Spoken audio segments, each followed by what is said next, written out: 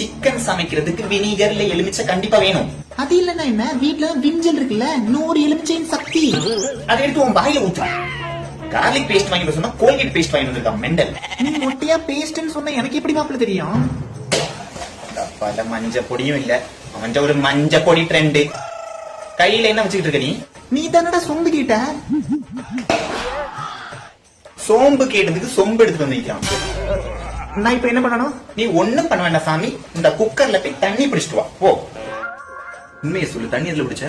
கென்ட் ஆரோ purifier கிருமிகளை அகற்றி அது தருமே சுத்தமான குடிநீர். தண்ணி என்ன டேஸ்டா இருக்கு?